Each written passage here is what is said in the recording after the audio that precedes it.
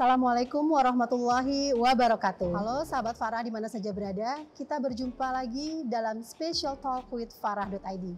Kali ini perbincangan spesial kita menghadirkan Kepala Dinas Perpustakaan dan Kearsipan DKI Jakarta, yaitu Bapak Firmansyah. Ada apa dengan perpustakaan di Jakarta? Seperti apa gairah anak-anak muda untuk membaca? Kita langsung saja berbincang dengan Bapak Firmansyah. Assalamualaikum Pak Firmansyah. Waalaikumsalam Pak Alfi. Apa kabar nih Pak Firmansyah? Alhamdulillah sehat. Apa kesibukan terkini Pak? Roadshow dari perpustakaan-perpustakaan. Oh, dari perpustakaan ke perpustakaan Ya, gitu, Pak, kebetulan kita tulisnya ada dua, yaitu perpustakaan dan kearsipan. Ya. Tahu nggak Pak, masyarakat mungkin penasaran nih, tugas dan fungsinya ini apa nih Pak, Dinas Perpustakaan dan Kearsipan? Ya, Dinas Perpustakaan DKI Jakarta itu mempunyai fungsi sebagai pembina, ya, pengembang, lalu membuat perpustakaan DKI Jakarta berkembang untuk kepentingan dan kebutuhan masyarakat. Di mana perpustakaan menjadi salah satu tempat sebagai sumber pengetahuan yang mempunyai kontribusi penting buat membentukkan generasi depan, ya, generasi muda depan kita, ya, utamanya adalah anak-anak muda. Kita berharap anak-anak muda dengan adanya perpustakaan ini, ya, beliau mempunyai, ya, keinginan untuk menambah pengetahuannya di perpustakaan, gitu. Berarti itu bagian dari visi misinya juga ya, dari dinas ya Pak ya? Ya. Dan yang kedua, bidang kearsipan, yaitu bagaimana kita menjaga dokumen penting, baik itu dokumen sejarah maupun dokumen-dokumen secara administratif yang ada di Pemprov DKI Jakarta, bahkan yang ada yang sifatnya historical, itu kita akan melindungi, merawat, dan menjadikannya satu dokumen penting. Untuk apa? Untuk melihat bahwa kearsipan itu merupakan salah satu juga bentuk mengetahui peradaban kita dari masa ke masa, begitu. Sejarah kita ada di situ gitu. Sejarah kita ada di situ. Betul. Baik Bapak, kalau boleh tahu tadi Bapak tentang fungsi dari Dinas Perpustakaan dan Kearsipan, kalau boleh tahu program-program apa saja nih Pak yang dilaksanakan oleh Dinas Pak? Oke, untuk bidang perpustakaan itu kita mempunyai program Baca Jakarta. Baca Jakarta. Bagaimana membuat suatu komunikasi antara Dinas Perpustakaan dan Kearsipan dengan masyarakat. Kita membuat tantangan membaca, ya, dalam bentuk boklet-boklet, di mana interaktifnya adalah masyarakat diberikan kesempatan untuk membaca buku-buku, lalu dan nanti akan membuat summary-nya. Ya, summary-nya itu nanti akan dipertanyakan oleh kita. Ditanyakan dalam arti interaktif, sejauh mana dia banyak membacanya, begitu, ya kan? Dan kita harapkan ke depan dengan bertambah meningkatnya gitu budaya baca di tengah masyarakat kepada generasi muda khususnya, ini kita harapkan juga menambah pengetahuan, ya, dan menjadikan perpustakaan itu sebagai tempat untuk mencari solusi hidup ke depan. Karena apa solusi hidup? Karena di perpustakaan itu tidak hanya buku-buku yang sifatnya cerita, tapi juga ada buku-buku pengetahuan. Ya, ada keterampilan, ya, ada yang sains, ada agama, macam-macam di situ. Itu. Oke Pak, baik. Nah, kalau tadi Bapak bicara tentang salah satu programnya lah membaca ya Pak ya, itu sasarannya siapa Pak? Maksudnya ke keluarga atau seperti apa? Sasaran kita kepada masyarakat pada umumnya. Oh gitu. Ya. Tapi rata-rata yang lebih banyak itu pada usia-usia remaja, ya. Oh, usia remaja. Sekolah gitu ya. Nah, ini kita harapkan karena bagaimanapun kita butuh generasi muda ke depan kita itu generasi yang mempunyai potensi luar biasa sehingga menjadi generasi unggul ke depan. Kita tahu bahwa kita untuk sampai dengan 2045 punya bonus demografi yang cukup tinggi, ya kan? Angka produktif kita banyak ya Pak? Iya, nah harusnya kita mengisi atau memicu dan memacu kepada generasi muda untuk menambah pengetahuannya. Melalui apa? Melalui perpustakaan tentunya, ya kan? Nah, kita juga ada medianya, tidak hanya buku-buku yang bersifat konvensional, tapi ada juga buku-buku yang bersifat elektronikal, iya kan, dalam bentuk e-book, begitu. Nah Pak, tapi masih banyak nih masyarakat yang menganggap kalau literasi, kemudian membaca itu adalah buku Pak, secara fisik gitu. Nah bagaimana menurut Bapak ini? Sebenarnya itu kalau kita bicara masalah buku, ini sebenarnya pemicu. Tapi aktualisasinya adalah kehidupan, ya kan? Seperti negara kita, ya, kita bisa lepas dari penjajahan. Itu karena apa? Intisarinya adalah tokoh-tokoh masyarakat. Ya, pada saat itu ada Bung Karno, Bung Hatta, ada Agus Salim, ya, ada Sultan Syahrir.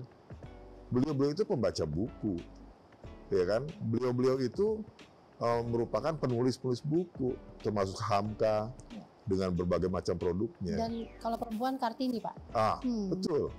Perempuan seperti Radhi Kartini ini kan membuka, ya, wawasan bagaimana adanya emansipasi wanita. Perlakuan yang sama berarti sebagai warga masyarakat Jakarta juga kita tidak memilih dan memilah, ya kan gitu. Kartini dengan banyak tulisan-tulisannya, produk-produk literasinya. Nah ini juga mengawali pastinya dengan buku, dengan banyak membaca. Tanpa kita kurang membaca, saya yakin kita nggak bisa nulis. Jadi awalnya ya kan? Dari situ ya, betul. Dari situ. Penulis itu karena banyak baca, ya kan? Kita bisa berbuat, ya, untuk menghadapi kehidupan kita juga karena membaca. Membaca itu tidak hanya bersifat dalam buku, membaca pengalaman seseorang yang menjadi figur panutan, itu juga membaca, ya kan gitu. Makanya wahyu pertama adalah Iqra, ya, membaca. Sebenarnya membaca itu tidak letterless dengan buku saja. Tapi bagaimana kita membaca fenomena alam, membaca kejadian-kejadian alam. Ini juga suatu pengetahuan, ya, yang diberikan. Bahwa dikatakan bahwa ilmunya yang maha kuasa itu luas, nggak bisa bahkan nggak bisa ditulis. Makanya kita mencari dan mencari, menggali dan menggali, begitu. Nah, tadi dengan tujuan mulia tadi Pak, kerjasama dari Dinas Perpustakaan ini biasanya menyasar apa, kemana Pak kerjasamanya? Ya, jadi gini, ada potensi masyarakat kita dengan membentuk komunitas-komunitas literasi. Nah, kita berkolaborasi, bersinergi untuk membangun masyarakat cerdas ke depan. Ya, masyarakat yang boleh dikatakan masyarakat-masyarakat yang bisa membawa peradaban ke depan lebih baik, lebih unggul, ya. Jadi startingnya kita bisa mengatakan bahwa dengan semakin banyaknya peran serta masyarakat dalam bentuk komunitas literasi, ini saya yakin ke depan kita tidak kalah dengan bangsa-bangsa di luar sana. Sudah terbukti seperti adanya Pak B.J. Habibie yang dikenal dengan teori Habibinya. Itu orang Indonesia, ya, yang boleh dikatakan di mata dunia itu dihormati, termasuk Bung Karno dihormati, Pak Harto juga dihormati. Sebenarnya cikal bakalnya adalah pembiasaan dan budaya ini harus diawali dari keluarga. Dari keluarga, ya. Yang terdekat siapa untuk anak-anak? Ibu. Ibu, betul.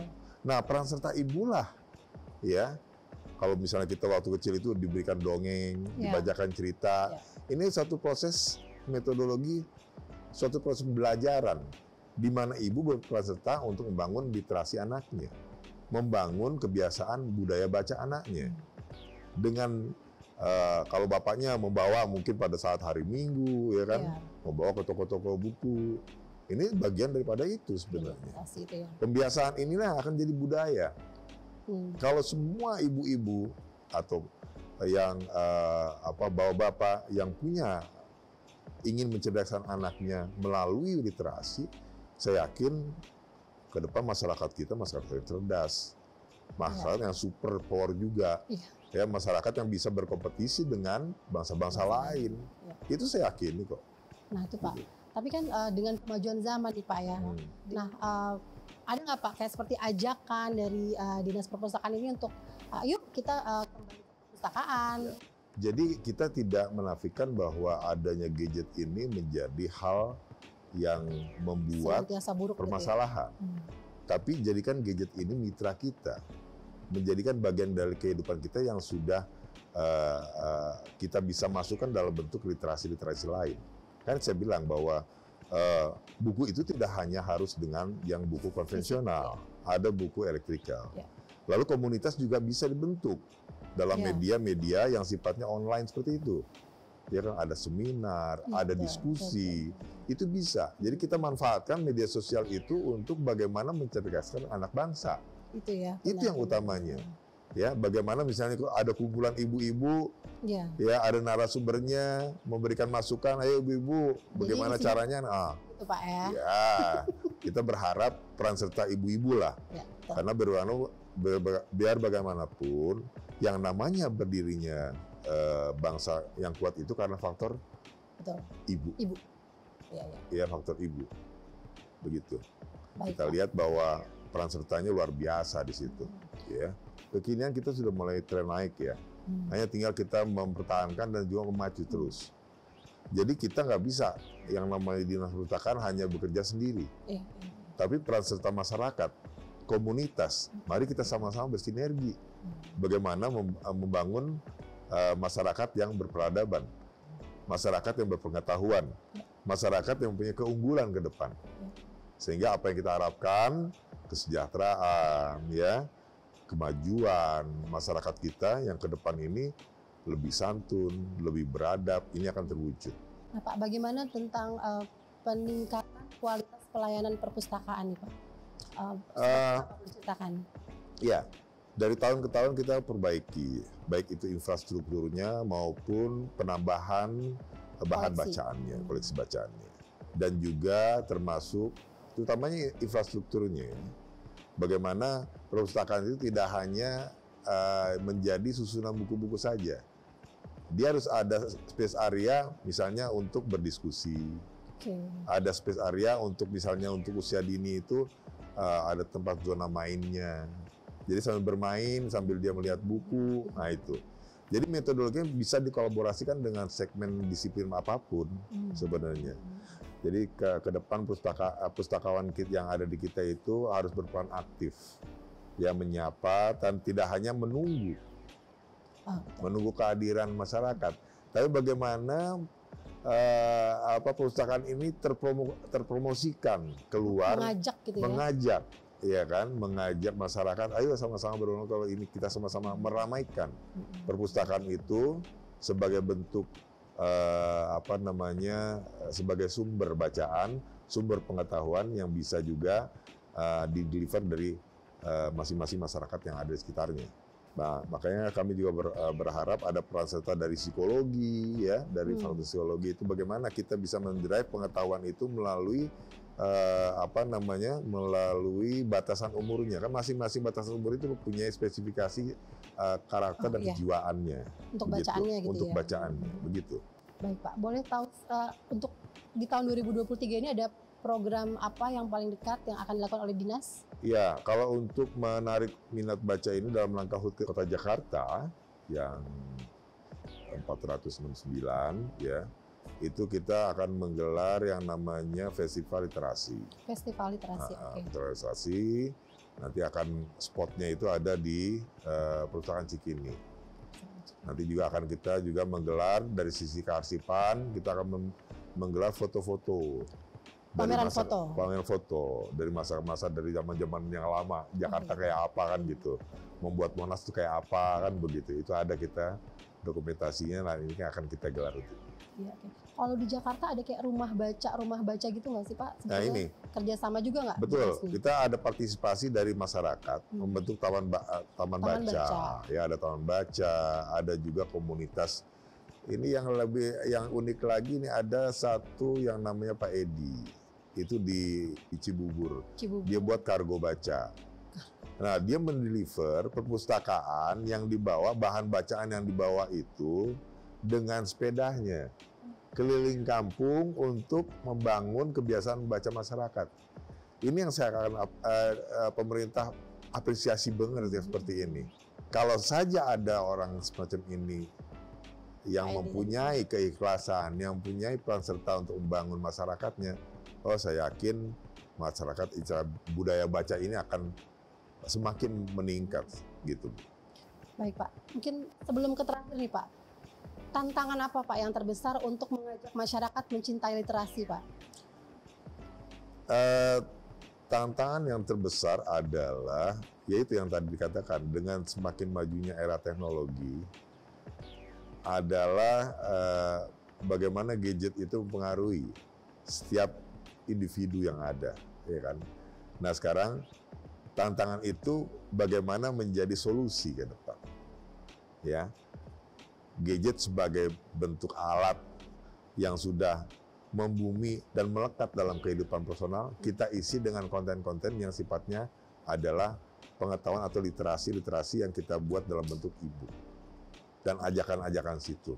Dan kita buat aplikasi-aplikasi yang sifatnya mudah, terjangkau, free kalau ya, sehingga masyarakat bisa mengakses itu. Ya, kepada masyarakat Jakarta utamanya, mari kita sama-sama ya mengunjungi, yang menikmati perpustakaan sebagai bentuk partisipasi kita membangun generasi muda ke depan. Khususnya kepada kaum ibu, ayo sama-sama ya ajak anak-anaknya ke perpustakaan, free, gratis, ya ada di Cikini, itu adalah perpustakaan terbesar kita, lalu ada juga di masing-masing wilayah kota. Dan bisa dikunjungi kapanpun saja, termasuk Sabtu Minggu. Ya, demikian. Terima kasih. Baik Pak Firmansyah, terima kasih banyak Pak atas penjelasan Bapak dan insight-insight dari Bapak nih.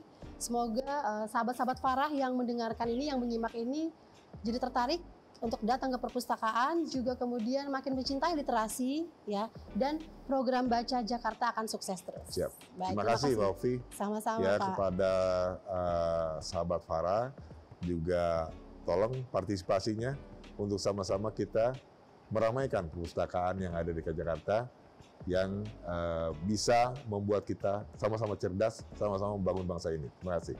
Baik, terima kasih sahabat Farah. Sampai jumpa di lain kesempatan. Assalamualaikum warahmatullahi wabarakatuh. Waalaikumsalam warahmatullahi wabarakatuh. Salam literasi.